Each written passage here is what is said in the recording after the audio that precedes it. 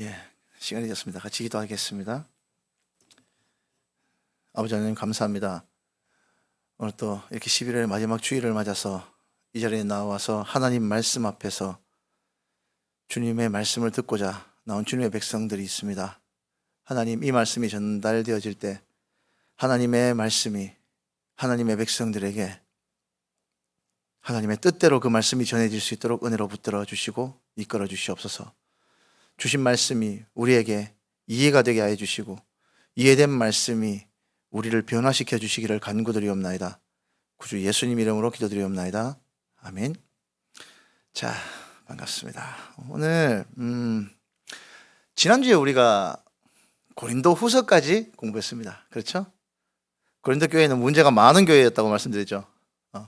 문제가 아주 많았습니다. 사도 바울이 얼마나 화가 났으면 그죠? 격한 목소리로 편지를 전달했던 거 기억나시죠?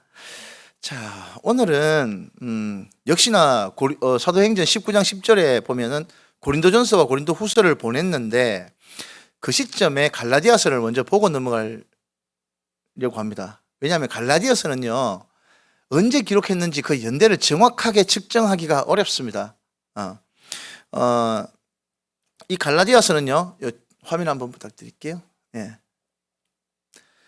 여기 이제 바울이 전도 여행에 3차 전도 여행 갔던 부분인데 지금 갈라디아라는 지역은 요 지역입니다. 요 길쭉하게 되어 있죠, 그죠?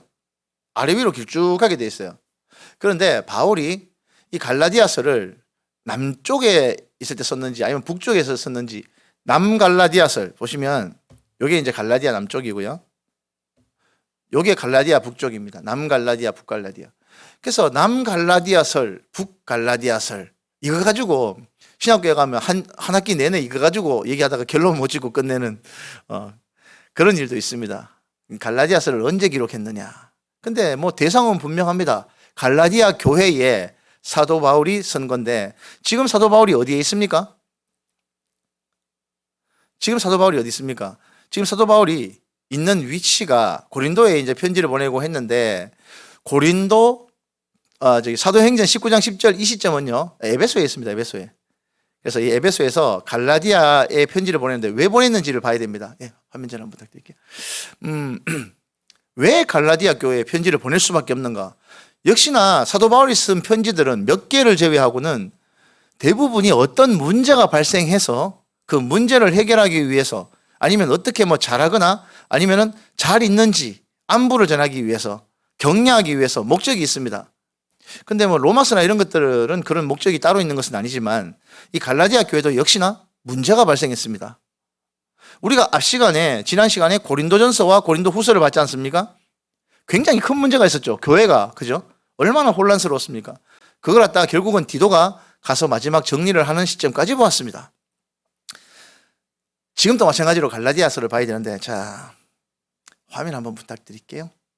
이 갈라디아서는요 55년에서 56년 남갈라디아서를 북갈라디아서를 이렇게 나눠집니다. 이 갈라디아 교회는요 1차 전도 여행 때 사도 바울이 개척을 한 교회입니다. 1차 전도 여행 때.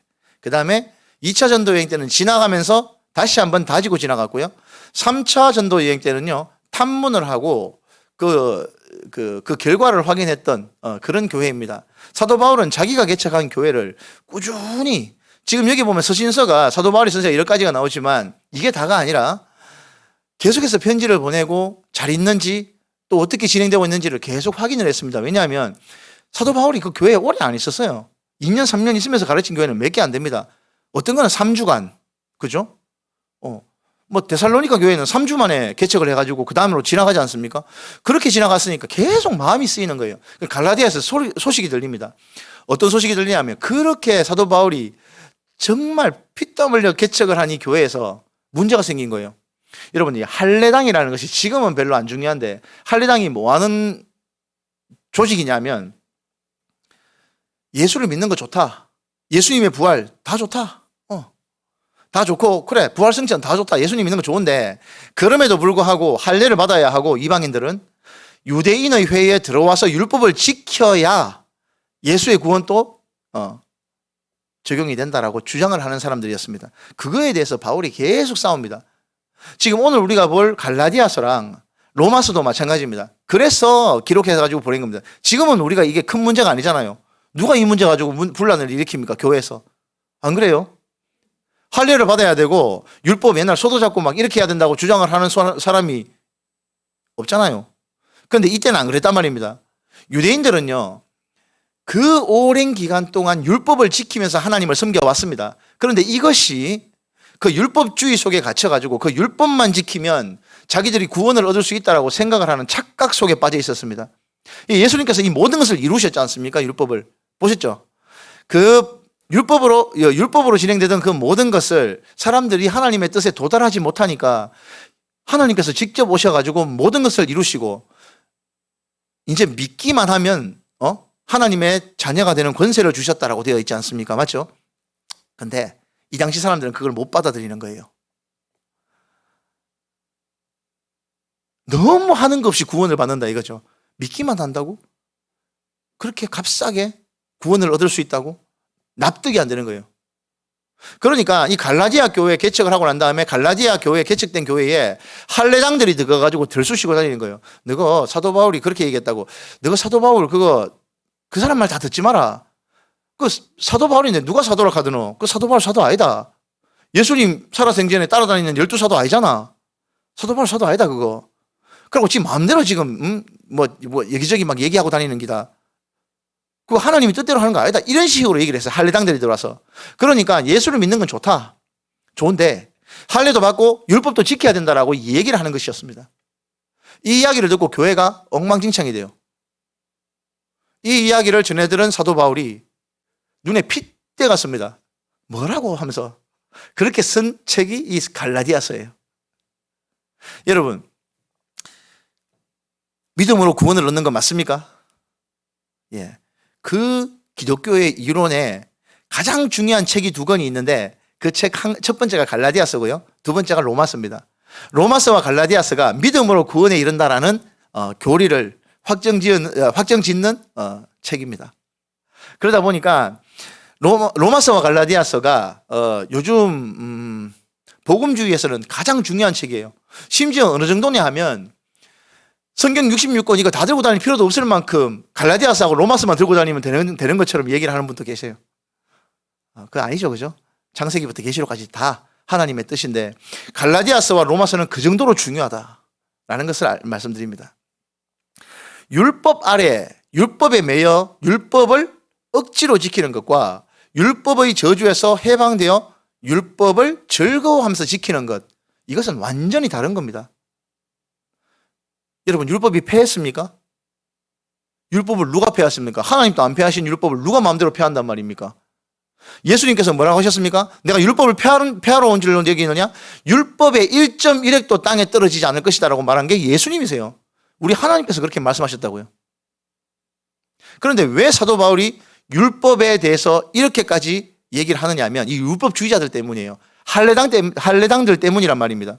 율법을 지켜야 구원을 얻을 수 있다라고 얘기를 하는 사람들 때문에 이 갈라디아서와 로마서가 기록이 된 거예요. 교회를 이 갈라디아서를 보면요, 이제 쭉 한번 설명을 드릴게요. 교회를 위한 바울 자신의 사도직을 변론합니다. 뭐 내가 사도가 아니라고? 여러분들 고린도후서 뒤에 보셨죠? 10장부터 너희가 유대인이냐? 나도 그러하며, 그죠? 나도 바리새인이고, 사도 바울이 얼마나 막 피를 토하면서 얘기합니까? 고린도후서 뒤에 보면. 지금도 마찬가지예요. 내가 사도가 아니라고. 핏대를 세가지고 얘기를 합니다. 자, 그리고 율법에 대한 올바른 이해에 대해서 쭉 얘기를 합니다. 자, 무슨 얘기냐면 율법이 언제 만들어진 겁니까, 여러분? 우리 성경 창세기부터 다 보셨으니까 복습을 한번 해볼까요? 율법 언제 만들어진 겁니까? 누구에 의해서 주어진 겁니까? 예, 모세를 통해서 주어진 거 아닙니까? 모세를 통해서 율법이 정해진 거 아닙니까? 맞죠? 그러면 모세가 오기 전 430년 전에 있었던 아브라함은요, 어떻게 구원을 얻었냐고. 율법도 없었는데 그때는. 이렇게 따지고 들어가는 겁니다. 아브라함이 하나님을 믿음으로 하나님께서 그 믿음을 의로 여기셨다고. 봐라, 율법이 생기기 430년 전에 사도 바울이 이렇게까지 됐는데 너는 지금 율법 가지고 이걸 지키지 않으면 구원을 받을 수 없고 하나님의 나라를 유업으로 얻을 수 없다? 이게 말이 되냐고 얘기를 하는 것이 바로 이 갈라디아서입니다. 굉장히 격하게 얘기를 해요. 네. 뒤에 보시면 뭐 잠깐 보시겠습니다만. 그래서 다른 복음은 있을 수가 없다. 할례당들이 이야기하는 것처럼 그런 다른 복음을 가지고 온 자는 저주를 받을지어다. 초반에 시작부터 갈라디아서는 저주를 퍼붓고 시작합니다. 읽어보시면 알겠지만요. 볼까요? 6절부터 10절까지 한번 볼까요? 갈라디아서 6절부터 10절까지입니다. 네, 화면 전환 부탁드리겠습니다. 6절부터 10절 읽어보겠습니다. 찾으셨죠? 갈라디아서 찾으셨죠? 네. 그리스도의 은혜로 너희를 부르신 이를 이같이 속히 떠나 다른 복음을 따르는 것을 내가 이상하게 여기노라. 다른 복음은 없나니 만일 어떤 사람들이 너희를 교란하여 그리스도의 복음을 변하게 하려 함이라. 그러나 우리나 혹은 하늘로부터 온 천사라도 우리가 너희에게 전한 복음 외에 다른 복음을 전하면 저주를 받을지어다. 우리가 전에 말하였거니와 내가 지금 다시 말하노니 만일 누구든지 너희가 받은 것 외에 다른 복음을 전하면 저주를 받을지어다. 이제 내가 사람에게 좋게 하랴 하나님께 좋게 하랴 사람에게 기쁨을 구하랴 내가 지금까지 사람의 기쁨을 구하였다면 그리스도의 종이 아니니라. 앞을 보십시오. 그죠? 편지 서두부터 이렇게 완전 십자포화를 날리고 시작하는 거예요. 사도 바울이 얼마나 눈에 핏줄이 있었으면 갈라디아 교회에 이상한 사람들이 들어와가지고 교회의 질서를 엉망으로 만드는 거예요. 사도 바울이 사도직에 대해서 의구심을 품는다면 사도 바울이 전한 모든 것이 흔들흔들해요. 사도 바울이 갈라디아 교회에서 그렇게 가르치고 복음을 전했던 그 모든 것이 흔들흔들 기초가 안 들리는 겁니다. 그러니까 사도 바울은요 자기의 사도의 직분을 결코 양보할 수 없는 겁니다. 그 뒤에 계속 나옵니다. 11절부터 쭉 나오는데 내가 어떻게 사도가 된 줄 아느냐 하면서 쭉 나오는 부분이 나와요. 그리고 너희가 그렇게 대단하다고 하는 베드로도 잘못한 게 있어가지고 내가 책망도 했다. 내가 예수님 동생 야고보에게도 가가지고 이런 일을 했었고 지극히 너희가 크다고 얘기를 하는 그 사도들도 똑같이 내하고 대우를 해줬다. 이렇게 막 얘기를 합니다. 자기 사도직에 대해서 변호를 합니다. 그리고 내가 전하는 복음은 계시로 하나님께로부터 직접 받은 것이었다. 사실 여러분 지금 사도 바울이 갈라디아서를 쓸 당시만 해도 성경이라고 하면 어디를 말하는 걸까요? 이때는 신약이나 성경이 다 기록이 완성되기 전입니다. 이때 성경이라고 하면 어딜까요? 네, 구약 성경을 말하는 거예요. 구약 성경을 성경이라고 하는 겁니다. 지금 사도 바울이 이 서신서를 통해 가지고 성경이라고 지칭하는 모든 하나님의 말씀이라고 하는 것은 전부 다 구약 성경을 말하는 겁니다. 이 구약 성경에 나오는 모든 말씀이 바로 예수 그리스도를 증언하는 것이다 라고 말하는 것이죠. 자, 이 모든 계시는 누구에게 받은 것이라고? 내가 하나님으로부터 직접 계시받은 것이다 라는 부분이죠. 또 지극히 큰 사도들도 다 나를 인정했다라고 얘기하죠. 베드로도 내가 책망한 일이 있었다. 율법의 행위로는 결코 의롭다함을 얻을 수 없다. 로마서 갈 때 다시 한번 말씀을 드리겠지만 여러분 율법의 행위로는요 내가 죄인이구나라는 것을 느끼게 만들어주는 것에 불과하다라는 얘기를 합니다. 사도 바울이. 여러분 우리가 함부로 그 남의 것을 갖다가 막 가지고 오면 안 된다라는 것을 우리가 어렸을 때부터 가르치지 않으면 아이들이 알겠습니까? 지금 우리가 알 수 있을까요? 질서나 모든 것들은요 어렸을 때 가르치기 때문인데 그걸 어기면 잘못하는 것이다라는 것을 우리가 알고 있습니다. 율법도 마찬가지예요. 이것이 하나님과의 관계를 맺는 바른 방법이다라고 얘기를 했는데 이것을 어기는 것은 하나님으로부터 멀리 떨어지는 것이다 라는 것을 율법 때문에 알 수 있다는 거죠. 자, 그리고 아브라함은 율법이 없을 때 중성스럽게 살았다. 율법은 우리를 그리스도께로 인도를 하는 매개체 역할을 한다라는 것이죠. 자, 우리가 이제 갈라디아서하고 로마서를 읽으면요 율법이 완전히 하찮은 것처럼 취급될 때가 있습니다. 그런데 여러분 그렇습니까?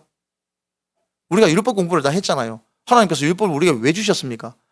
하나님의 백성다워지는 거룩한 백성이 되라고 우리에게 주신 율법 아닙니까? 그런데 그 의도는 다 어디 가고 없고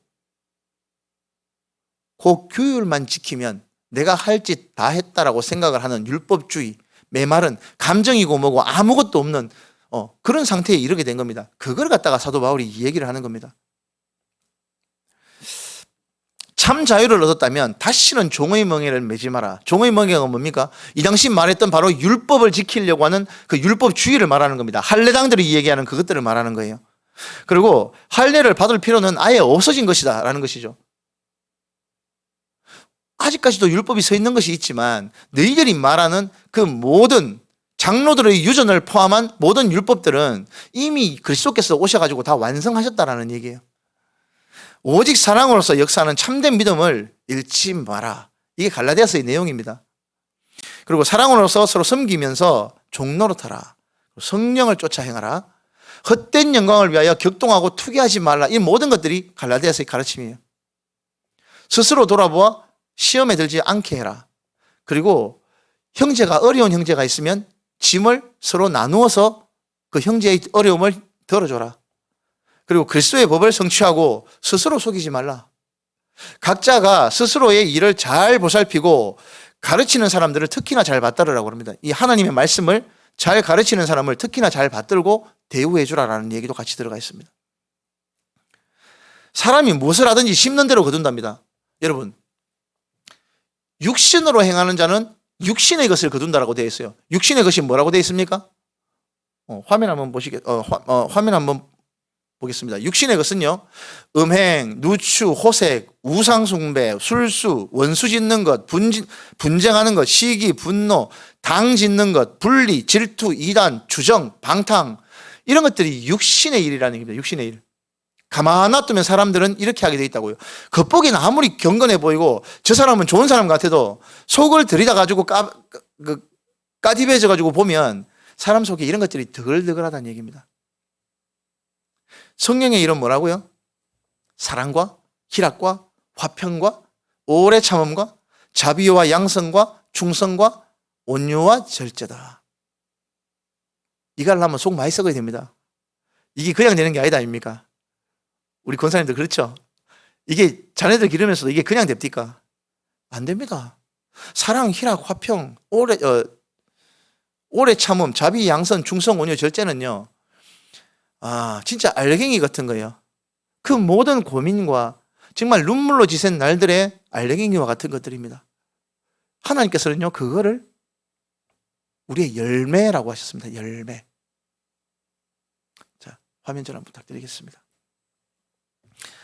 자, 이런 것들이 바로 진짜 그리스도인들이 추구해야 될 것이다. 그리고 우리에게 주신 구원은 우리가 그리스도를 믿음으로 말미암아 그리스도께서 다 이루고 다 성취해 놓은 것을 우리가 은혜로 받아들이는 것이다 라는 겁니다. 그걸 받기 위해 우리가 뭘 할 게 없다라고요. 저도 지금 또 생각을 합니다. 저희 어머니에게 받은 은혜는요, 제가 못 갚아요. 그걸 어떻게 갚습니까? 그저 할 수 있는 것은 늘 생각날 때마다 감사하는 것, 그 은혜를 생각하면서 내 자녀에게 베푸는 것밖에 없어요. 그리스도께서 우리에게 베풀어 주신 그 은혜를 우리가 어떻게 갚아요? 못 갚습니다. 그리고 우리가 지은 그 모든 죄들을 우리 스스로 해결할 수 있다고요? 불교에서나 이런 데는 얘기를 하죠.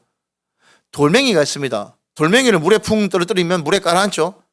돌멩이는 물보다 무겁기 때문입니다. 맞죠? 이런 얘기를 합니다. 그런데 돌멩이가 배 위에 더 올려놓으면 안 가라앉습니다. 왜? 배가 그 돌멩이를 띄워준답니다. 그래서 사람들은 선행을 많이 해야 된다. 이렇게 가르칩니다. 제가 잘 압니다. 제가 동국대 출신이거든요. 그렇게 가르쳐요. 사성제 팔정도 개사코 그 모든 것들이 선행으로 인해서 자기의 악업을 떠받들어 준다라고 얘기를 하는데 기독교에서는 그렇게 얘기하지 않습니다. 자기 스스로 죄를 해결할 수 있는 사람은 아무도 없다고. 죄를 해결할 수 있는 방법은 딱 하나와 목숨을 내놓는 것밖에 없습니다. 목숨을 내놓으면 회개하고 거듭난 삶을 살아갈 수 있는 기회가 없어지는 것이죠. 그죠? 그래서 예수님께서 우리를 위해 대신 죽어주신 겁니다. 여러분, 한 가지만 더 여쭤볼게요. 제가 밥을 먹었습니다. 근데 누가 제 밥값을 계산했습니다. 제가 돈을 다시 내도 됩니까?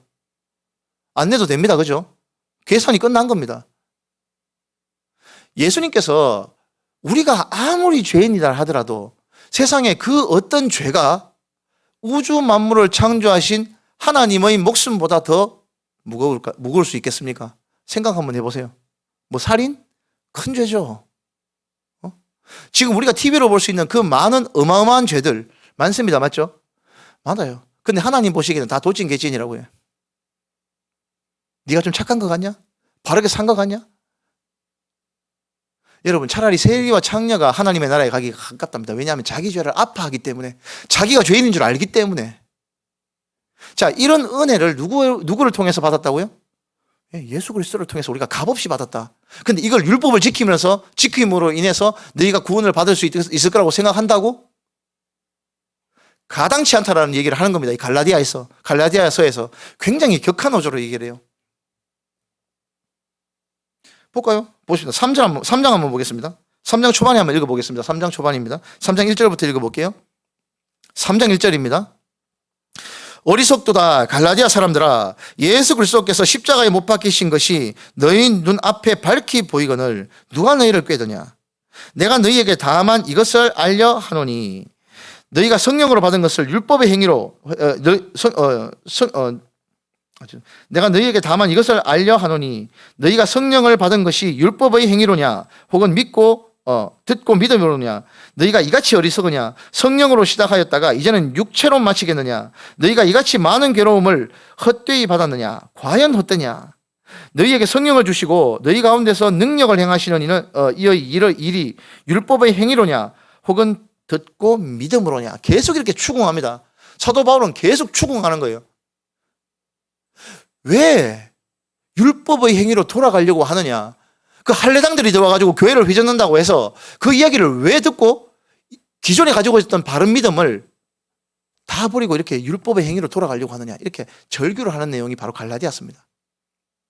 결국 사도 바울은요, 그 뒤에 자기에 대한 변호, 이유로 내가 사도인지 아닌지 그거에 대해서 나를 괴롭게 하지 말라는 얘기를 하고요. 이 갈라디아 교인들을 위로하고 격려하는 것으로 끝을 내는 것이 갈라디아서입니다. 여러분들 정리하면요, 이 갈라디아서는요, 할례당들, 이 당시 율법으로 구원을 받는다라고 주장을 했던 사람들에 대해서 사도 바울이 절대 그렇지 않다. 오직 구원은 믿음으로 받는 것이다. 그 은혜는 믿음으로 받는 것이다 라는 얘기를 하면서 갈라디아서를 끝내는 부분입니다. 갈라디아서는 이런 편지입니다. 아시겠습니까? 자, 갈라디아서를 다 봤습니다. 갈라디아서를 다 봤으면 우리가 어디로 돌아가야 할까요? 자, 사도행전 19장 10절로 한번 돌아가 보겠습니다. 사도행전 19장 10절에 한번 보시면 우리가 어디까지 했습니까? 에베소 교회에서 2해 동안 고린도전서와 고린도후서와 갈라디아서를 기록을 했다라고 보여집니다. 그렇게 하고 난 다음에 여기에서 사도 바울이 말씀을 강론하고 전도를 하면서 어떤 일이 있었냐면, 사도 바울에게 몸에 손수건만 얹어도 귀신이 막 떠나가고 병이 낫는 거예요. 사도 바울이 안수만 해도 병든 자가 고쳐지는 역사가 막 일어나는 거예요. 그러니까 유대인 중에서 마술사 한 명이 그거를 보고 어라? 저거 좀 괜찮아 보이는데 하면서 이 사람도 가가지고 똑같이 행동합니다. 어떻게 하냐면, 바울이 전하는 예수 그리스도의 이름으로 명하노니 귀신아 물러가라 라고 얘기합니다. 귀신 들린 사람한테 가가지고. 그러니까 귀신이 뭐라 하는지 아십니까? 자, 여러분들 화면 한번 보십시오. 여기가 바로 에베소입니다. 에베소. 보이시죠? 동그랗게 노랗게 되는 거.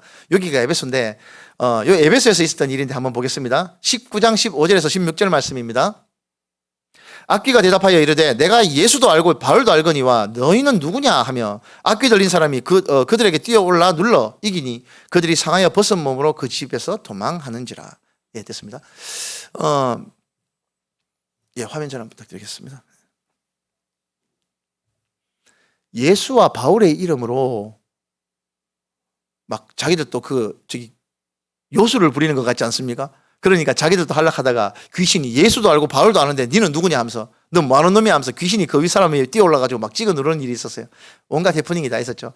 그렇게 에베소에서 일이 있다가 한 번은 에베소는 되게 대도시라고 제가 한번 말씀드렸죠. 성경 한번 보겠습니다. 19장 23절에서 26절입니다. 죄송합니다. 21절에서 22절 말씀을 보겠습니다. 이 일이 있은 후에 바울이 마게도니아와 아가야를 거쳐 예루살렘에 가기로 작정하여 이르되 내가 거기 갔다가 후에 로마도 보아야 하리라 하고 자기를 돕는 사람 중에서 디모데와 에라스도 두 사람을 마게도니아로 보내고 자기는 아시아에 얼마 동안 더 있으니라. 아시아에 있었다는 얘기는 에베소에 있었다라는 얘기입니다. 자, 이 일이 있었을 때 어떤 일이 있었냐면, 자, 화면 전환 부탁드릴게요. 사도 바울이 여기에서 무슨 말씀을 전했습니까? 에베소에서 전한 말씀이요. 사람의 손으로 만든 것은 신이 아니다. 이렇게 복음을 전하고 있었어요. 어떻게 사람의 손으로 만든 것이 신이냐고. 이것도 성경 말씀 한번 볼까요? 23절에서 26절을 한번 보겠습니다. 그때쯤 되어 이 도로 말미암아 적지 않은 소동이 있었으니 즉 데메트리오라 하는 어떤 은장색이 은으로 아데미의 신상 모형을 만들어 직공들에게 적지 않은 벌이를 하게 하였더니 그가 그 직공들과 그러한 영업하는 자들을 모아 이르되 여러분도 알거니와 우리의 풍족한 생활이 이 생업에 있는데 이 바울이 에베소뿐 아니라 거의 전 아시아를 통하여 수많은 사람을 권유하여 말하되 사람의 손으로 만든 것들은 신이 아니라 하니 이는 그대들도 보고 들은 것이라. 자, 앞을 보시겠습니까? 보겠습니다. 자, 이렇게 해가지고 아시아와 천하가 이 바울의 말씀 때문에 흔들흔들 한다는 거예요. 흔들흔들. 이러니까 이 업자들이 단합을 해가지고 소동을 일으킵니다. 사도 바울의 말에 반발해가지고. 그러면서 뭐라고 하냐면 사람들을 막 모아가지고 어깨동무하고 대동단결 해가지고 크다 에베소 사람의 아데미여 하면서 소리를 지르면서 그 구호만 외쳐요. 크다 에베소 사람의 아데미여 하면서 막 계속 구호를 외치면서 막 어디로 갑니까? 사도 바울과 그 연루된 사람들을 잡으러 갑니다. 그래서 사도 바울은 못 잡고 2명을 먼저 잡아가지고 경기장, 극장으로 막 끌고 가요. 끌고 가가지고 막 하니까 사람들이 이 무슨 소동이냐고 하니까 몰라. 그냥 따라와 하면서 다 같이 외칩니다. 크다 에베소 사람의 아데미여 하면서 엄청난 사람들이 모입니다. 이렇게 2시간 동안 소리를 질러댑니다. 사람들이. 그러니까 한번 볼까요? 여기 화면 보시면은 이게 아데미 상입니다. 아르테미스 신전 여신 유방이 18개 달려있는 신입니다. 풍요의 여신이죠. 그리고 요 오른쪽 보시면 여기가 아르테미스 신전이 있었던 터입니다. 지금은 폐허가 되어 있어요. 그 왼쪽에 있는 것이 아르테미스 여신 상입니다. 상. 여기는요 1,000명의 거룩한 장녀들이 있었습니다. 남자들이 거기 가서 제물을 갖다 바치고 거기서 음행을 하는 그런 신전이 있었단 말입니다. 여기가 신전터입니다. 지금은 폐허밖에 안 남아있어요. 아르테미스 신상. 이런 신상이었어요. 됐습니다. 앞을 보겠습니다. 이렇게 몰려가니까 서기장 한 명이 나와가지고 막 얘기를 합니다. 그래, 당신들, 자, 조용히 해봐라. 여러분들 조용히 하면서. 무슨 말 하는지는 알겠는데, 제가 따져보니까 이 바울이라는 사람이 전하는 도가, 그래, 사람이 손으로 만든 것은 신이 아니다라고 외신 것 뿐이지, 무슨 불법을 행한 것도 없고, 뭔가를 파괴한 것도 없다. 그런데 너희들이 와가지고 이렇게 사람을 강제로 처벌을 하려고 하는 것은 옳지 못하다라고 얘기하면서 겨우 진정시켜서 돌려보냅니다. 이제 이런 일이 바로 우리 19장 21절에서 있었던 그 내용입니다. 도둑질도 안 했고 비방도 안 했고 여신을 비방한 것도 아닌데 왜 너희가 이 사람들을 갖다가 해하려고 하느냐라고 하면서 겨우 진정시키는 장면이 바로 19장 41절까지의 말씀입니다. 자, 여기 보시면요. 거기 21절 위에 보면 이 일이 있은 후에라는 부분이 있죠. 21절 그 위에 보시면 첫 절에 21절 앞에 보시면 제가 볼펜 나눠드린 거 가지고 계시죠? 거기에 이 일이 있은 후에라는 부분에 줄을 쫙 끄시고요. 이렇게 적으십시오. 고린도 교회와 갈라디아 교회의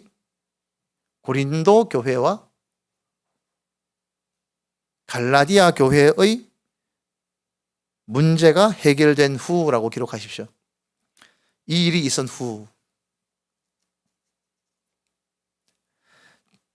다 적으셨으면 20절 한번 보겠습니다. 20절을 보시면은 20절에 2절에 한번 보겠습니다. 2절에 그 지방으로 다녀가며 여러 말로 제자들에게 권하고 헬라에 이르러라는 말이 있습니다. 헬라, 그죠?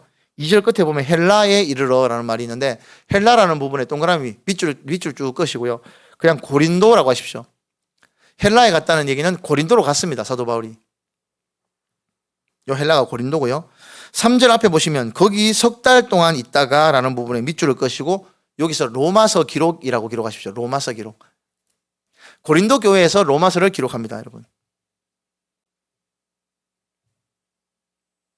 고린도 교회에서 로마서를 기록합니다. 자, 화면 전환 부탁드리겠습니다. 이제 그러면 이거 로마서로 가야 되겠죠? 로마서 한번 볼까요? 로마서로 가겠습니다. 로마서는요. 사도 바울이 어디에 있었냐면 여기 고린도가 여기입니다. 여기 동그라미 보이시죠? 여기가 고린도인데요. 여기에서 로마로 편지를 보냅니다. 로마로 왜 편지를 보냈을까요? 사실 3차 전도 여행 거의 마지막 부분인데 사도 바울이 로마로 가고 싶었어요. 근데 로마로 갈 수가 없었습니다. 왜 그러냐면 여러분 이때만 해도 예루살렘 교회는 어떤 교회라 그랬습니까? 상업적인 활동이 불가능한 교회라 그랬죠. 이 교회는요, 무슨 생산을 할 수 있는 교회가 아니었어요. 모여가지고 먹어 없애는 교회였습니다. 근데 항상 돈이 모자랐어요. 그래서 사도 바울은 전도를 하면서 돌아다니면서 매번 하는 일이 뭐냐면 우리가 예루살렘 교회를 도와야 된다. 예루살렘 교회를 도와야 된다. 이런 얘기를 계속 했던 겁니다. 헌금하고는 달라요. 연보는요, 도우기 위해서 모으는 돈이지 헌금이랑 연보랑은 다릅니다. 연보를 모아가지고 예루살렘 교회에 갖다 주지 않으면 이 사람들 다 굶어 죽어요. 사도 바울은 사실은 마음은 로마에 가 있었는데 로마로 갈 수 있는 형편이 아니었습니다. 그래서 먼저 로마로 편지부터 보내는 거예요. 내가 나중에 간다 하더라도 로마의 복음은 먼저 들어가야 한다라고 해서 여자 집사님이죠. 베베 집사님을 통해 가지고 이 편지를 써가지고 로마로 먼저 보내고 자기는 다시 돌아옵니다. 가고 싶었지만 못 갔습니다. 그래서 기록된 책이 바로 이 로마서입니다. 로마서 한번 보겠습니다. 로마서 펴보십시오. 로마서를 보겠습니다. 자, 화면 전환 부탁드리겠습니다. 로마서는요, 그 위에 빈 란에 이렇게 쓰십시오. 교리서신이라고 기록하십시오. 교리서신. 로마서는 교리서신. 복음의 본질이라고 쓰시면 됩니다. 복음의 본질. 기초교리라고 하시면 됩니다. 기초교리. 자, 교리서신이고요. 복음의 본질에 대해서 기록한 책입니다. 자, 이 로마서는요, 다른 어떤 고린도전서나 후서, 갈라디아서 이런 편지처럼 문제가 있어서 그 문제를 해결하기 위해서 보낸 책이 아니라 그냥 교리에 대해서 전달을 하기 위해 쓴 책입니다. 목적이 다른 책들하고는 조금 달랐다는 얘기죠. 그래서 이 로마서의 내용은 굉장히 깊이 있는 내용입니다. 이때만 해도 율법을 지켜야 된다는 할례당들, 율법주의자들과 복음을 전하고 있는 사도 바울과의 교리 때문에 논쟁이 굉장히 심한 상태였습니다. 그때 이 고린도 교회에 로마에 사도 바울이 고린도 교회에서 편지를 보내는 부분이 바로 이 로마서입니다. 로마서를 보도록 하겠습니다. 로마서 보고 계시죠? 로마서는요, 첫 번째 서론과 주제를 뒤로 해가지고 1장에서 3장 20절까지 어떤 내용이냐면 이방인과 유대인 모두에게 구원이 필요하다. 사실 유대인들은요, 이 모든 구원이 유대인들의 것인 줄 알았습니다. 그런데 예수님께서 그게 아니거든요. 온 인류를 구원하시기 위해서 주신 복음이다라는 것을 사도 바울이 전하기 위해서 이 편지를 쓴 겁니다. 두 번째는요, 3장에서 4장 사이에 보면 이방인과 유대인 모두를 위한 하나님의 구원 방법, 이게 유대인들만 구원하려고 하는 것이 아니라 온 인류를 구원하시기 위해서 주신 하나님의 은혜이다라는 것입니다. 그리고 5장에서 8장 내용, 우리가 잘 알고 있는 5장에서 8장 내용은요, 그리스도 안에서의 새로운 삶이 어떤 것인가를 보여주는 것입니다. 그리고 9장에서 11장 내용은요, 하나님의 경륜 안에 있는 이스라엘이 어떤 하나님의 경륜을 통해서 거쳐왔는가에 대한 내용이 쭉 기록되어 있습니다. 그리고 12장에서 15장 내용에 보시면 그러므로 이렇게 변화된 은혜로 구원을 받은 그리스도인들은 어떤 삶을 살아야 하는가, 기독교인들의 윤리에 대해서 기록이 되어 있습니다. 그리고 마지막 15장에서 16장은 앞으로의 계획과 인사에 대해서 나와 있습니다. 한 장씩 보면서 설명을 드릴게요. 자, 1장은요, 하나님께서 버려둔 자들에 대한 죄악을 기록하고 있습니다. 자, 보십시오. 여러분, 어떤 사람은 하나님을 믿지 않아도 아무 염려 없고 아무 걱정 없고 다 잘 되고 집안이 평안하고 이렇게 무난하게 살아가는데 예수 믿는 사람들은 왜 이렇게 어려움과 환난이 끊어지질 않습니까? 이거에 대해서도 참 많은 사람들이 의문을 갖습니다. 그런데요, 하나님께서는요, 로마서에 뭐라고 되어 있냐면요, 그냥 그렇게 살다가 내버려 두신다고요. 여러분, 하나님께서 주신 가장 큰 저주가 뭔지 아십니까? 그대로 살도록 내버려 두는 거예요. 그래 살도록 내버려 두는 겁니다. 그렇게 무난하게 주어진 수명 동안 살고 그대로 살다가 죽도록 놔두는, 그대로 내버려 두는 것만큼 큰 저주는 없어요. 내 인생에 있어서 복음 때문에 큰 충격이 들어왔다. 그 은혜입니다, 여러분. 은혜. 하나님께서 나를 버리시지 않으셨다라는 은혜라는 얘기입니다. 은혜. 큰 고민거리가 갑자기 사는 중간에 하늘에서 뚝 떨어지는 것처럼, 망치로 한 대 맞은 것처럼, 바위에 깔린 것처럼 엄청난 충격이 내게 왔다면 그게 하나님께서 나를 찾으신다는 얘기예요. 그런데 뭐라고 되어 있습니까? 하나님께서 죄악 가운데 버려진 자들에 대한 내용이 바로 1장 18절에서 32절 사이에 나오는 말씀입니다. 그게 그 내용이에요. 그 죄악대로 살게 내버려 두사. 자, 2장에는 무슨 내용이냐면 유대인들이 범하는 죄악들입니다. 자, 유대인들은요, 처음부터 하나님으로부터 아브라함을 하나님께서 선택을 하시고 선택된 아브라함의 후손들을 통해서 선민, 하나님의 선민으로 삼으셨죠. 그런데 하나님의 선민으로 택정된 이 유대인들이 어떻게 살았습니까? 여러분들 구약 다 보셨지 않습니까? 말라기 때 하나님께서 정말 피눈물 나는 절규를 하신 거 여러분들 다 보셨지 않습니까? 그죠? 1000년 동안 하나님께서 이 유대인들을 그렇게 사랑하셨는데 주께서 어떻게 우리를 사랑하셨나이까?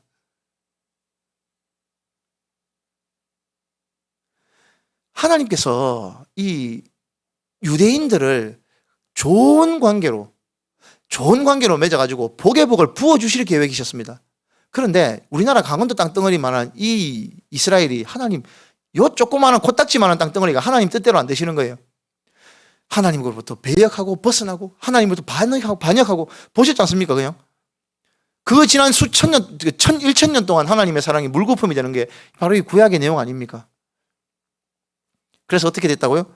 바로 이 2장에 보면 좋다, 너희들이 먹지 않겠다면 뺏어가지고 이방인들에게 주겠다.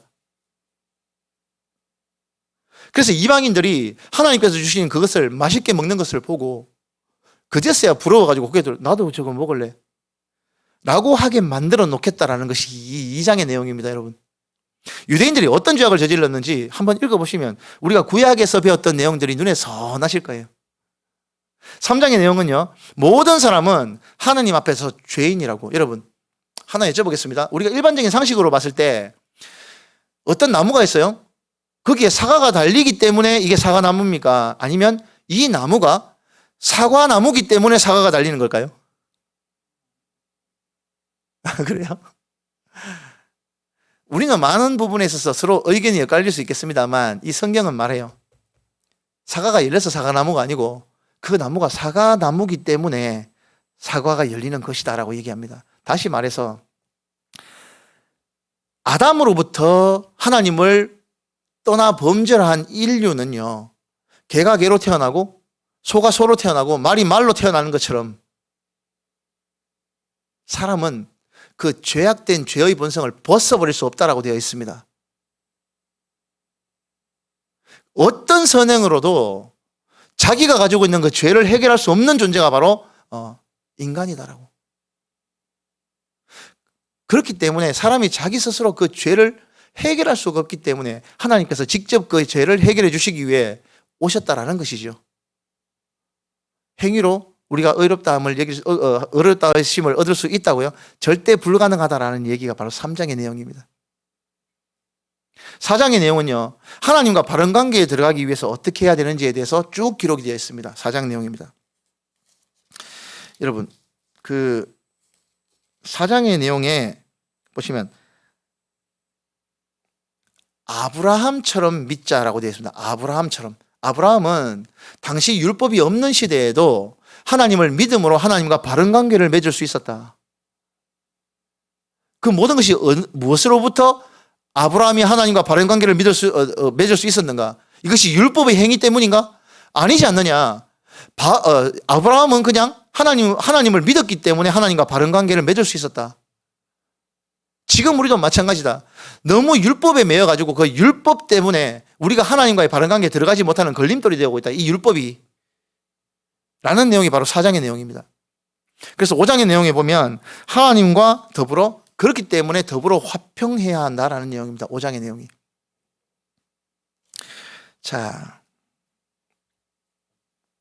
여러분, 다시 분명히 말씀드리지만요, 사람은요, 자기 스스로 자기의 죄를 해결할 수 없습니다.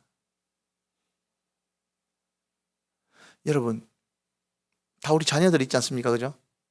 자녀가 어떤 문제 앞에 해결을 못하고 끙끙끙끙 앓고 있고 그것 때문에 너무 고민에 빠져가지고 아무 일도 못하고 있다면 부모된 자가 어떻게 합니까? 그 심정 이해하십니까?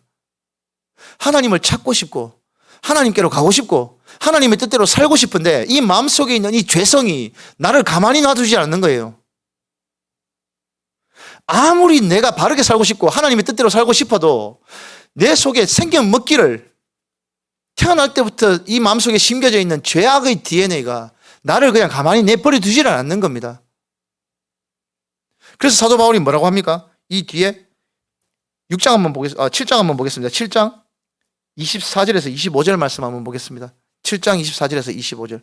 원죄의 심각성이 얼마나 심각한지에 대해서 나와 있습니다. 오호라 나는 곤고한 사람이로다. 이 사망의 몸에서 누가 나를 건져내랴. 우리 주 예수 그리스도로 말미암아 하나님께 감사하리로다. 그런즉 내 자신이 마음으로는 하나님의 법을 육신으로는 죄의 법을 섬기노라. 이러지도 못하고 저러지도 못하고. 자, 그래서 여러분, 자, 앞으로 보십시오. 그 7장과 8장 위에 공란이 있으면 이렇게 한번 적어 보십시오. 죄와 싸우기 위해서 몸부림쳐 보지 않은 사람은, 죄와 싸우기 위해서 몸부림쳐 보지 않은 사람은 결코 은혜를 깨달을 수 없다. 죄와 싸우기 위해서 처절하게 몸부림쳐 보지 않은 사람은 결코 은혜를 깨달을 수 없습니다.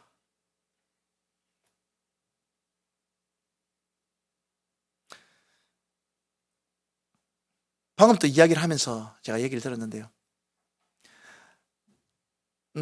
참 그분께 좀 죄송합니다만 저는 제 할 일을 하는 겁니다. 제 이 말씀을 전해야 될 제 일이기 때문에. 그렇지만 사람이 편안하게 그냥 자기의 주어진 수명을 다 살 수 있어요. 하지만 그렇게 사는 것이 내버려 두시는 거예요, 하나님께서. 그런데 내 인생을 살면서 어느 순간 덜커덕 걸리면서 이 말씀이 내 속으로 쑥 들어와가지고 이때까지 평온했던 내 삶이 완전히 평지풍파가 일어나는 것처럼 폭풍 속에 몰려 들어갔다면 감사하시기를 바랍니다. 아, 하나님께서 나를 그냥 내버려 두지 않으시는구나. 하나님께서 나를 찾으시는구나.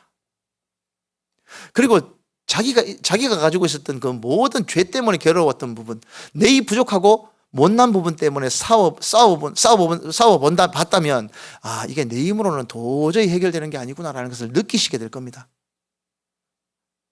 그거를 느껴야 비로소 예수 그리스도의 보혈의 은혜가 받아들여지는 것이고 내게 해당이 되어지는 것입니다. 자, 이게 7장까지의 내용입니다. 오호라 나는 공고한 사람이로다라는 얘기가, 아이고, 나 정말 골치 아픈 사람이다. 나 같은 존재를 어떻게 해야 되겠는가라는 그런 내용이에요. 자, 그래서 로마서 8장은요, 여러분, 저는요, 이 중고등학교 때 다 외웠어요. 8장. 상도 주고 그랬습니다. 교회에서 8장 12장은 다 외우라 그랬어요. 지금도 외웠던 흔적이 나와요. 이게 보시면요, 진짜 오케스트라와 같이 처음에 잔잔하게 시작됐던 이 교리의 말씀이 뒤로만, 누가 우리를 그리스도에서 사랑해서 끊을 수 있으리요? 사망이나 진짜 톱으로 쓰는 것과 모든 고난에 대해서 쭉 얘기를 하면서, 그러므로 그리스도 예수 안에 있는 하나님의 사랑에서 우리를 결코 끊을 수 없으리라 하면서 8장의 마지막은 진짜 오케스트라의 마지막과 같이 우리에게 큰 울림과 떨림을 줍니다. 우리가 어떻게 구원을 받았는지, 우리가 어떻게 하나님의 은혜 아래에 들어가서 살 수 있는 사람이 되었는지에 대해서 8장은 우리에게 명확하게 선언해 주는 선언서와 같은 겁니다. 그렇기 때문에 비록 내가 죄인이지만 그럼에도 불구하고 하나님 앞으로 갈 수 있는 존재가 되었다는 것이죠.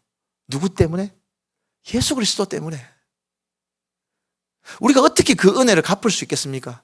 단지 감사함으로 받아들일 뿐이죠.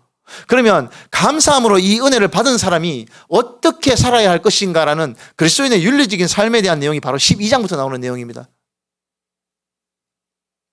여러분, 1장부터요 11장까지의 내용은 우리가 어떻게 구원받은 사람이 되었는가, 그리스도의 은혜가 우리에게 어떻게 적용이 되었는가, 죄로 죽을 수밖에 없는 원죄를 가지고 태어난 죄로 죽을 수밖에 없는 우리라는 존재가 어떻게 하나님께로 갈 수 있게 되었는가에 대한 교리적인 부분이 쭉 설명되어져 있습니다. 자, 그렇다면 12장부터는요 무슨 내용이냐면, 이렇게 구원받은 우리는 어떻게 살아야 할 것인가? 라는 내용입니다. 로마서를 이 두 파트로 나눠서 읽으시면 이해가 쉽게 되세요. 처음부터 그 뒷부분에 11장까지. 그리고 12장부터는요, 그리스도인은 어떻게 살아야 할 것인가? 윤리적인 삶에 대해서 나옵니다. 자, 이게 바로 로마서의 내용입니다.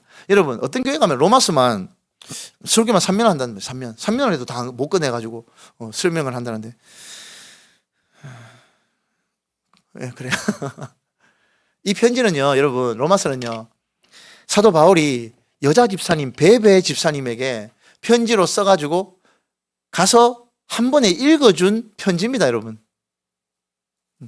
이걸 설명에 설명을 더하고 해석에 해석을 더해가지고 신자들이 더 헷갈리게 만든다면요, 조용히 좋은 교회 찾아보시는 게 좋습니다, 여러분.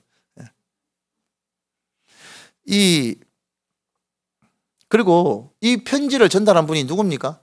여자 집사님, 베베 집사님이에요. 여러분들 여기 앉아서 들으시는 분들 잘 들으십시오. 성경 공부요. 왜 하십니까? 이거 알아듣기 위해서? 맞습니다. 잘 하시는 겁니다. 이게 첫 번째입니다. 두 번째는요, 알아들었으면 행하기 위해서 하는 겁니다. 이 성경은요, 하나님께서 평생 공부하고 주신 책이 아니에요. 이 부분에 있어서 많은 사람들이 착각합니다. 이 성경은요, 읽고 알아들었으면 행해라고 주신 책이에요. 그런데 밤낮 앉아가지고 연구하고 앉아 있습니다, 이게.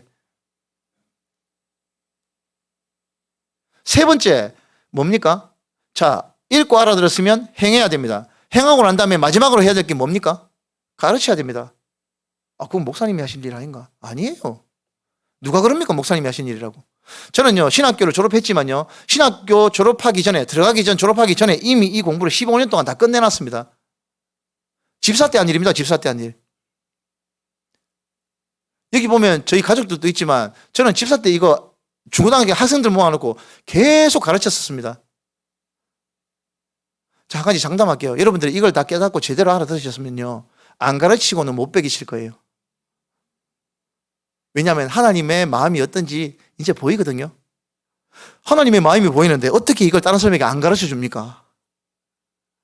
여러분, 전도라고 하죠, 전도. 여러분들이 이때까지 해오셨던 건 전도가 아니라 인도입니다, 인도. 교회로 인도해 오는 거예요. 전도는 뭐냐면 여러분들이 읽고 이해한 이 성경의 말씀을, 행하시는 그 성경의 말씀을, 이 성경 말씀, 하나님의 뜻을 모르는 사람에게 전하는 것이 전도입니다, 여러분. 그게 진짜 전도예요. 자, 다시 정리하겠습니다. 성경을 공부하는 목적이 뭐라고요? 읽고 알아듣기 위해서. 두 번째는요, 알아들었으면 행하기 위해서. 세 번째는 뭐라고요? 행하면서 다시 가르쳐주고 전하기 위해서 이 성경을 공부하고 배우는 것입니다. 아직까지 창세기부터 계시록까지 다 못 보신 분이 계신다면 지금이라도 늦지 않았습니다. 우리 코에 호흡이 붙어 있는 이상 우리에게 아직까지 기회는 남아 있습니다. 반드시 창세기부터 계시록까지 하나님의 말씀을 처음부터 끝까지 다 말씀해 주셔야 됩니다. 이 방송을 들으시겠지만 주중에 문자로 저한테 질문이 많이 와요. 질문이 한 번씩 옵니다.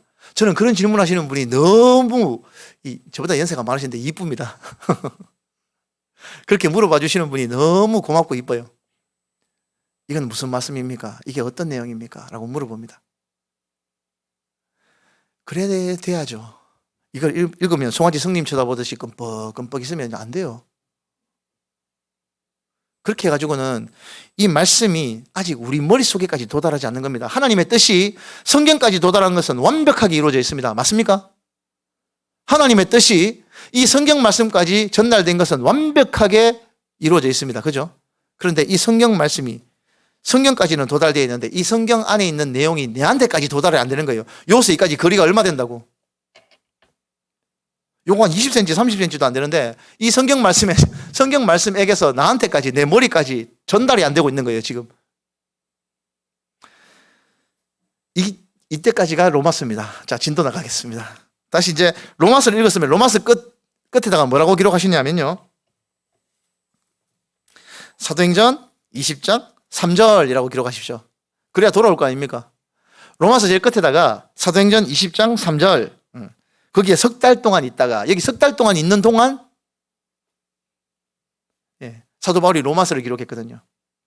자, 로마서를 기록한 목적이 뭐라고요? 사도 바울은요, 고린도에서 로마로 가고 싶었어요. 근데 갈 수가 없는 환경인 겁니다. 왜? 연보를 예루살렘 교회에 전달을 해야 될 문제가 있었거든요. 이거 전달 안 하면 그 다 굶어 죽어요. 가서 해결해야 될 문제도 있었고. 그래서 먼저 편지부터 보낸 겁니다.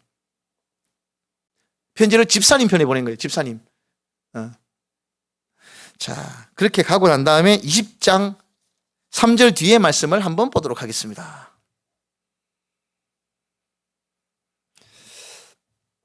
많은 것을 준비했는데 시간이 없으니, 자, 화면 한번 부탁드리겠습니다. 자, 여러분, 여기가 드로아라는 곳입니다.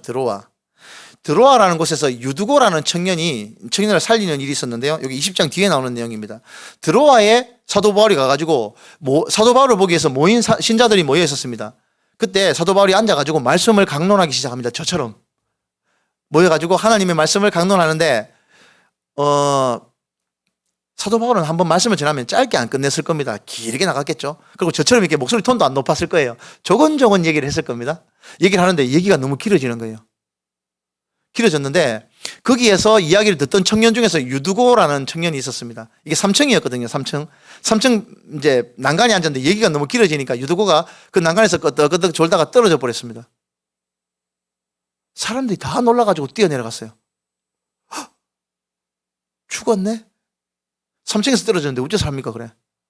그러니까 사도 바울이 뛰어내려와가지고 보더니만 경거망동하지 마라. 아직 호흡이 생명이 그에게 있다 하면서, 그래가지고 밤새 유두고를 위해서 그 옆에서 이제 옆에 있으면서 같이 기도합니다. 그래서 유두고가 살아납니다. 그 내용이 바로 20장 그 뒤에 나오는 내용이고요. 유두고라는 이름의 뜻이, 유투코스라는 이름이 다행이다라는 이름입니다. 다행이다라는 이름입니다. 이름 잘 지어야 됩니다, 여러분. 이름 잘 지어야 되겠죠? 다행이다 했으니까 살아났지 잘못 지었으면 못 잘 뻔했습니까? 저는요, 제 이름이 이승일인데 저는 중학교, 고등학교 때까지 제 이름 정말 싫어했어요. 남들은 안 쓰는 숭자를 쓰다 보니까 별명이 그 중간 그 때문에 오만 이름으로 다 파생이 됐습니다. 그런데 나중에 알고 보니까 어머니가 이제 얘기를 하시더라고요. 왜 그렇게 되면 높일 숭자에 한일자, 하나님만 섬기고 하나님만 숭배하라고 숭일이라고 지었다 이놈아. 알겠냐, 아버지가 그렇게 뜻이 있으셨다 하니까 그 다음부터는 자랑스럽게 이 얘기를 하고 있습니다. 이름 잘 지어야 됩니다. 유두고라는 청년이 여기서 떨어졌는데 살아났던 내용이 바로 20장 뒤에고요. 13절 내용부터 드로아에서 밀레도까지 항해를 하는 내용이 나옵니다. 한번 보시면 유두고가 죽었던 얘기가 나오고, 다시 사도 바울이 돌아와가지고 여기 화면 보시면 여기가 원래는요 에베소로 돌아와야 됩니다. 에베소는 대도시라 그랬죠. 거기는 믿는 신자들도 많고 교회도 큽니다. 오랫동안 사역을 했기 때문에. 근데 사도 바울이 에베소로 가면 붙잡히가 지금 예루살렘 빨리 가야 되는데 나오지를 못해요. 그래서 에베소 바로 밑에 밀레도라는 도시에 가가지고 핵심 멤버들만 모읍니다. 그냥 불러 모아가지고 작별 인사를 합니다. 그게 바로 13절부터 나오는 내용입니다. 이 내용은요 제가 전달이 안 돼요. 사도 바울의 이야기를 직접 들어봐야 됩니다. 왜냐하면 사도 바울의 이야기보다 제가 전달하면 이 맛이 다 떨어져 버려요. 사도 바울의 얘기를 직접 한번 들어보겠습니다. 여기에서 진짜 신실한 사람들을 불러 모아놓고 고별 설교를 합니다. 왜 고별 설교를 했냐면 사도 바울은 이렇게 생각했어요. 여기에서 돌아가는 길에 자기가 연보를 가지고 예루살렘에 갔다가 일을 끝내고 난 다음에 로마로 갈 것이다. 자기는 로마로 가고 난 다음에 스페인, 지금의 스페인 지역 있지 않습니까? 서머나 지역이 땅끝이라고 생각했습니다. 땅끝. 지금 신약 성경에서 얘기하는 땅끝은요 스페인입니다. 스페인까지 가서 말씀을 전하고 나면 예수님께서 재림하시지 않겠나 생각을 했던 것 같아요. 그래서 여기에 에베소에 있었던 모든 사람들과 작별 인사를 하면서 이제 내가 예루살렘으로 가면 당신들을 다시 보지 못한다 라는 이야기의 설교가, 여러분도 잘 아시는 내용입니다. 하지만 다시 한번 읽어보겠습니다. 한번 볼게요. 17절부터 38절 이렇게 길었나? 잠깐만요. 자, 한번 읽어보겠습니다. 쭉 읽어볼게요. 이거는 같이 읽어보겠습니다. 바울이 밀레도에서 사람을 에베소로 보내어 교회 장로들을 청하니 오매 그들에게 말하되 아시아에 들어온 첫날부터 지금까지 내가 항상 여러분 가운데서 어떻게 행하였는지를 여러분들도 아는 바니 곧 모든 겸손과 눈물이며 유대인의 관계로 말미암아 당한 시험을 참고 주를 섬긴 것과 유익한 것은 무엇이든지 공중 앞에서나 각 집에서나 꺼리낌 없이 여러분들에게 전하여 가르치고 유대인과 헬라인들에게 하나님께 대한 회개와 우리 주 예수 그리스도께 대한 믿음을 증언한 것이라. 보라, 이제 나는 성령에 매여 예루살렘으로 가는데 거기서 무슨 일을 당할는지 알지 못하노라. 오직 성령이 각 성에서 내게 증언하여 결박과 환난이 나를 기다린다 하시나 내가 달려갈 길과 주 예수께 받은 사명 곧 하나님의 은혜의 복음을 증언하는 일을 마치려 하면은 나의 생명을 조금도 귀한 것으로 여기지 아니하노라. 보라, 내가 여러분 중에 왕래하며 하나님의 나라를 전파하였으나 이제는 여러분이 다 내 얼굴을 다시 보지 못할 줄 아노라. 그러므로 오늘 여러분에게 증언하였거니와 모든 사람의 피에 대하여 내가 깨끗하니 이는 내가 꺼리지 않고 하나님의 뜻을 다 여러분에게 전하였습니다. 여러분은 자기를 위하여 또는 온 양떼를 위하여 삼가라. 성령이 그들 가운데 여러분을 감독자로 삼고 하나님이 자기 피로 사신 교회를 보살피게 하셨느니라. 내가 떠난 후에 사나운 이리가 여러분에게 들어와서 그 양떼를 아끼지 아니하며 또한 여러분 중에서도 제자들을 끌어 자기를 따르게 하려고 어그러진 말을 하는 사람들이 일어날 줄을 내가 아노라. 그러므로 여러분이 일깨어 내가 3년이나 밤낮 쉬지 않고 눈물로 각 사람을 훈계하던 것을 기억하라. 지금 내가 여러분을 주와 및 그 은혜의 말씀에 부탁하노니 그 말씀이 여러분을 능히 든든히 세우사 거룩하게 하심을 입은 모든 자 가운데 기업이 있게 하시리라. 내가 아무의 은이나 금이나 의복을 탐하지 아니하였고 여러분이 아는 바와 같이 이 손으로 나와 내 동행들이 쓰는 것을 충당하여 범사에 여러분에게 모범을 보여준 바와 같이 수고하여 약한 사람들을 돕고 또 주 예수께서 친히 말씀하신 바 주는 것이 받는 것보다 복이 있다 하심을 기억하여야 할지니라. 이 말을 한 후 무릎을 꿇고 그 모든 사람들과 함께 기도하니 다 크게 울며 바울의 목을 안고 입을 맞추고 다시 그 얼굴을 보지 못하리라 한 말로 말미암아 더욱 근심하고 배에까지 그를 전송하니라. 자, 화면 전환 부탁드리겠습니다.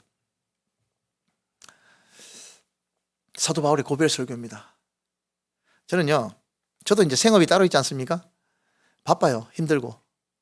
그 과정에서도 지금 제가 맡은 게 있기 때문에 이걸 준비하는 과정에 때로는 힘들다는 생각을 왜 안 해봤겠습니까? 대충 할 수도 없는 일이고, 그죠? 그럼 항상 저녁 늦게까지 끝나는데 힘들다는 생각, 뭐 더한 생각도 좀 하죠. 할 때 이 말씀을 듣고 너무 부끄럽고 미안하고 죄송해요. 이까지 일도 감당을 못한다고 라는 생각이 드는 거예요. 사도 바울은요, 어떻게 했다고요? 자기의 목숨까지도 아끼지 않고 자기가 맡은 사명, 주 예수께 받은 은혜의 복음을 전하면은 내 생명을 조금도 귀한 것으로 여기지 않는답니다. 이런 분 때문에 지금 우리가 성경을 듣고 읽고 있는 거예요. 이렇게 사도 바울이 작별 인사를 합니다. 작별 인사를 하고 난 다음에 어디로 갑니까? 예루살렘으로 가가지고 먼저 야고보를 만나는 장면이 바로 21장 내용입니다. 예루살렘으로 들어가가지고 사도들하고 인사를 하고 만나고 하는 장면이 21장부터 나오고요. 그 다음에 21장 17절부터 사도 야고보, 예수님 동생 야고보를 만납니다. 근데 야고보가 사도 바울을 만나가지고 하는 이야기가 있어요. 뭐냐면, 근데 바울 선생님 다 좋은데 지금 선생님이 가르치는 복음을 믿고 받아들이는 것만 하면 됐지 할례를 받을 필요도 없고 율법을 지킬 필요도 없다라고 하는 말이 지금 기존에 있던 형제들에게 너무 이 받아들이지 못할 만큼 어려운 문제가 되어 있습니다. 그러니까 선생님 조금만 양보해가지고 저하고 좀 얘기 좀 합시다. 내가 쇼를 하나 준비했는데 그 쇼 좀 동참해 주이소라고 얘기하면서 4명을 삽니다. 4명을 사가지고 머리를 깎고 결례를 행하는 걸 갖다가 당신이 하는 것처럼 조금 좀 퍼포먼스를 좀 보여주십시오. 그러면 할례당인 사람들도 하나님의 복음을 받아들이는 데 있어서 조금은 좀 약간 누그러진 마음으로 받아들일 겁니다라고 얘기하는데 사도 바울이 평상시 사도 바울 성격 같으면 안 됩니다 라고 얘기할 것 같은데 그렇게 하더라고요. 26절에 보니까 덕을 위해서 그냥 양보를 한 것 같습니다. 사도 바울이 교회의 덕을 위해서 본인의 신념을 좀 꺾은 것 같아요. 사도 바울은 불칼 같은 사람이거든요. 안 되는 건 안 되는 사람이에요. 그런데 사도 바울이 예수님 동생 야고보는 이때 예루살렘의 교회의 총책임자 같은 역할을 했었거든요. 예, 맞습니다. 교회에 덕을 세워야 되니까 한 발만 양보합시다 라고 얘기하는데 그 내용이 바로 26장까지의 내용입니다. 자, 27장부터의 내용은 어떤 내용이냐면 그렇게 정해진 결례가 끝나고 난 다음에 성전에 가가지고 회당에 가가지고 사도 바울이 다시 말씀을 전합니다. 이러니까 벌떼같이 몰려와가지고 사도 바울을 붙잡아 갑니다. 유대인들이 잡아가가지고 두드려 패고 난리도 아니에요. 여기 보시면은 27절부터 쭉 보시면 잡아가가지고 죽이려고 합니다.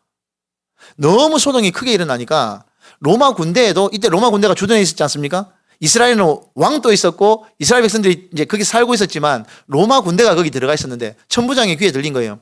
천부장의 귀에 들리니까 이 무슨 소동이고 이거 밀란이 일어났나 하면서 군대를 이끌고 막 뛰어가 보니까 사도 바울 잡아가지고 끌고 가가지고 죽이려고 하는 거예요. 그러니까 천부장이 어떻게 하냐면 진정을 시키고 일단 사도 바울을 빼옵니다. 빼가지고 이게 무슨 일이고 하면서 물어보니까 예수의 복음을 전한다는 이유로 유대인들이 죽이려고 하는 거예요. 에이, 설마 그것 때문에 죽이려고 할까? 그래가지고 너 이실직고 안 해? 똑바로 말해 하면서 그러니까 똑바로 말하니까 암만 말을 시켜도 부활과 예수 그리스도의 구원에 대한 복음만 전했다라는 얘기밖에 안 하니까 그럴 리가 없다라면서 자백 안 한다고 묶어놓고 가죽줄로 묶어놓고 때리려고 그럽니다. 사도 바울을 때리려고 하니까 사도 바울이 뭐라는지 아십니까? 때리려고 하는 건 그 뒤구나. 그 앞전에 뭐냐면 묶어놓고 막 유대인들이 막 데리고 가가지고 죽이려고 하는데 천부장이 빼오지 않습니까? 사도 바울을 빼오고 난 다음에 이제 다시 데리고 가려고 하니까 사도 바울이 얘기합니다. 천부장에게 나한테 단상 위에 올라가가지고 얘기를 할 수 있는 기회를 주겠냐 하니까 뭐 그렇게 하라고. 네가 헬라 말도 할 줄 아느냐? 헬라 말만 할 줄 알겠습니까? 사도 바울은요 천하의 석학입니다. 이때 가말리엘 문화에 있었던 사람이에요. 가가지고 단상에서 말씀을 전합니다. 여러분들 똑똑히 들으라. 당신들이 죽인 그 예수가 바로 하늘에서 오신 하나님이시고 당신들의 죄를 위해서 죄를 속해 주시기 위해 오셨는데 너가 십자가에 못 박혀 죽였다. 그런데 그 예수님을 나도 핍박하고 박해했었다. 그런데 다메섹 도상에서 그분이 직접 나에게 오셔가지고 내가 여러분 다메섹 도상에서 바울이 예수님 만난 사건 기억하시죠? 그 얘기를 쭉 합니다. 그 얘기를 하니까 유대인들이 귀를 막고 소리를 지르고 막 옷을 찢어가지고 집어던지고 난리가 납니다.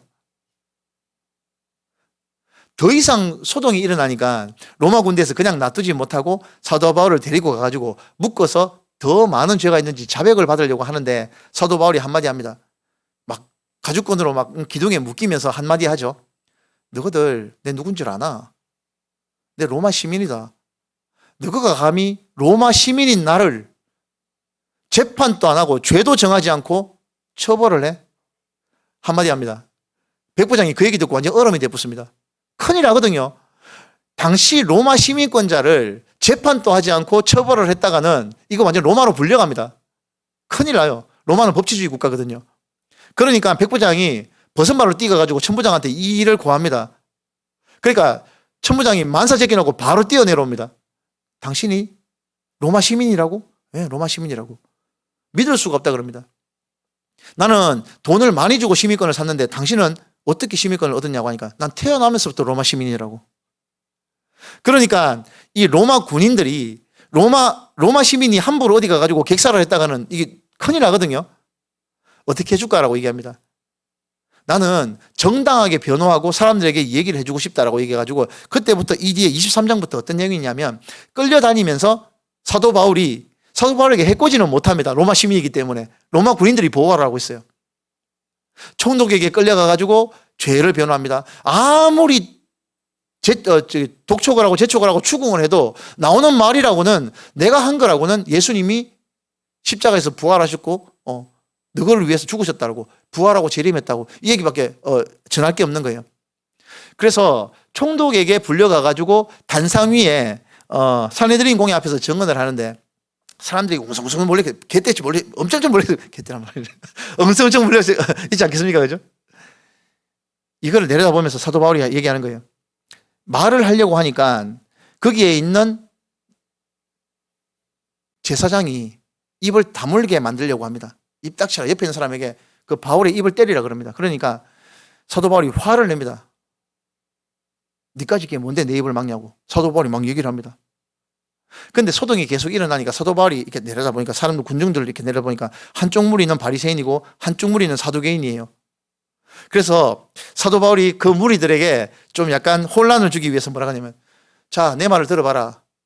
나는 바리새인의 아들이고 내가 바리새인이다. 내가 부활과 천사들과 구원에 대한 이야기를 전한다고 지금 내가 이 꼬라지를 당하고 있다라고 얘기를 하니까 그 많은 군중들 중에서 바리새인들이 갑자기 들고 일어납니다. 뭐라고? 그것 때문이라고? 그리고 저 사람이 바리새인이라고? 하면서 바울을 죽이려고 모인 사람들 중에서 바리새인들이 돌았습니다. 사두개인들은 구원도 없고 천사도 없다 그러거든요. 근데 사두개인들하고 내가 바리새인이고 바리새인의 아들인데 내가 지금 부활과 천사와 구원에 대한 얘기를 한다고 지금 내가 이 꼴을 당하고 있다고 하니까 바리새인들이 들고 일어나가지고 사도 바울에게 해코지 못하게 합니다. 그 내용이 바로 23장에 나오는 내용입니다. 그 뒤에 사도행전 내용은요, 거의 사도 바울을 죽이려고 하는 사람들이 나오기 시작하고 그걸 피해 다니는 내용입니다. 자, 23장 12절에 보면요, 바울을 죽이기 위해서 사람들이 한 40명 모여 있는데요, 바울을 죽이기 전에는요, 먹지도 마시지도 않기로 그러니까 이제 맹세를 한 사람이 40명이나 된답니다.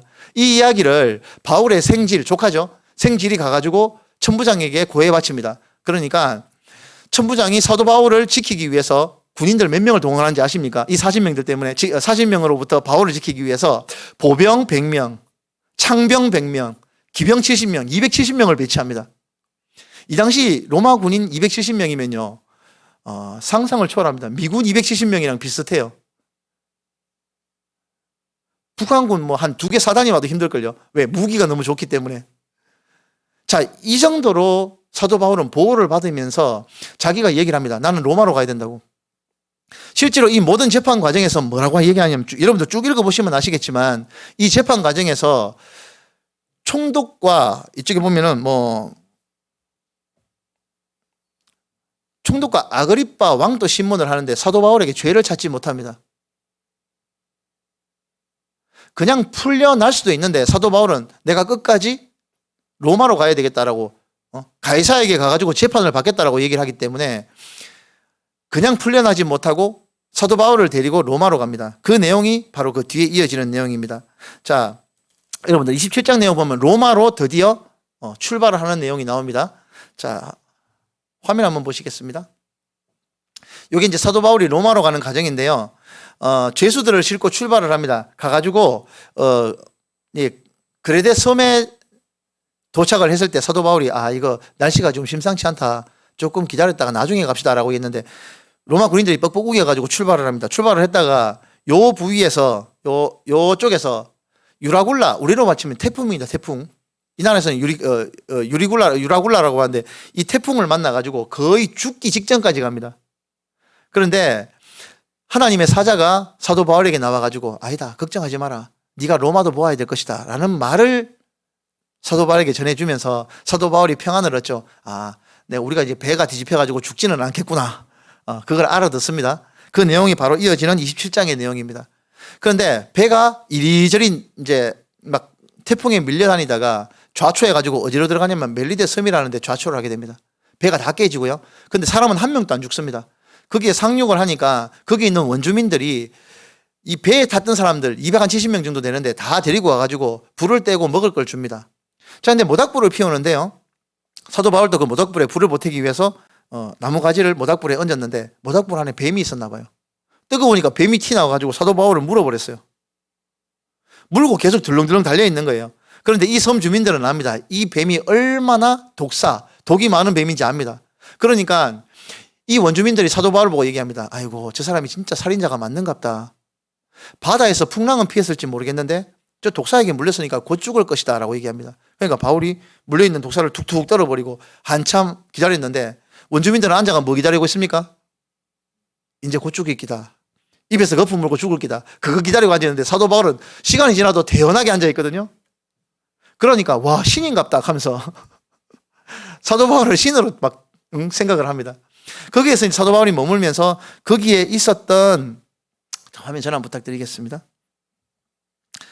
거기에 있는 제일 높은 사람 한 명이 있는데요. 그 사람의 보겠습니다. 멜리데 섬에서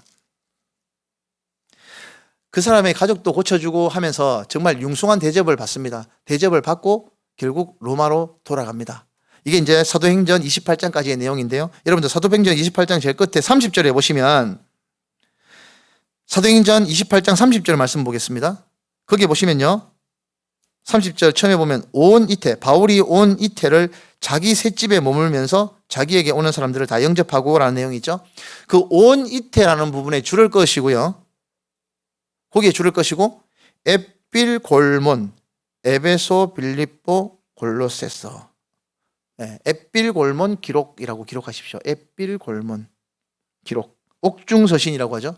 근데 사실은요. 이때 옥중서신이라고 해가지고 옥이라 해가지고 우리나라 뭐 감옥처럼 막 끔끔한데 그런 데가 아니라 그냥 집에 가택연금입니다. 가택연금. 헷갈리시면 그냥 거기다 갈로 열고 가택연금이라고 쓰십시오. 오는 손님도 받을 수 있었고요. 예. 친구들하고 이제 같이 인사도 할 수 있었습니다. 들락날락 할 수 있었지만 사도 바울만 그 집에서 밖으로 벗어나지 못했고 그냥 집에다가 가두어 놓는 것이었습니다. 그래서 이 가택연금된 상태에서 기록되는 책이 에필골몬. 우리가 이제 다음 시간에 볼 책이 되겠죠? 에필골몬 기록이라고 기록해 놓으시면 됩니다. 자, 우리가 오늘 여기까지 봤습니다. 사실 오늘 내용은요 2시간에도 모자랄 내용인데 제가 그러면 빨리 되게 짧게 빨리 해가지고 끝냈습니다. 질문이 있어야 될 겁니다, 여러분. 로마서와 갈라디아서 읽으시면서 또한 이 사도행전의 내용은 그냥 뭐 쭉 읽어보셔도 이해가 될 수 있는 부분이겠지만 로마서와 갈라디아서는 정말 신학적으로 굉장히 중요한 내용입니다. 믿음으로 구원을 얻게 된다라는 우리 교리의 핵심이 들어가 있는 책이기 때문에 읽다가 모르시면 문자로 저에게 질문을 주시면 제가 성의껏 거의 한 페이지에 대한 답장을 드리겠습니다. 답장이 너무 길어도 힘드실 텐데 궁금하신 분이 있으시면 항상 연락을 부탁드리겠습니다. 자, 오늘 여기까지 하겠습니다. 기도하겠습니다. 하나님 아버지 감사합니다. 우리가 사도 바울의 전도 여행을 통해서 그가 쓴 서신서를 통해서 하나님께서 우리를 향한 그 복음이 전해지기를 바라는 하나님의 마음이 어떤 것인지를 우리가 엿보아 알 수 있습니다. 하나님, 이 말씀을 통해서 우리가 복음을 제대로 받아들이고 또한 그 복음을 통하여서 우리가 구원에 이를 수 있는 믿음의 백성, 구원받은 백성이 될 수 있도록 은혜로 이끌어 주시옵소서. 하나님, 이 자리에 모인 모든 분들, 귀한 분들 한 분 한 분 기억하여 주시고 성경 말씀이 이해되게 하시고 그 말씀을 통해서 삶이 바뀌고 생각이 바뀌고 온 인생이 바뀌어서 하나님의 나라에 가는 그날까지 진리 안에서 자유로워질 수 있는 그런 믿음의 백성들이 되게 도와주시옵소서. 감사를 드리옵고 우리 구주 예수님의 이름으로 기도드리옵나이다. 아멘. 예, 마치겠습니다.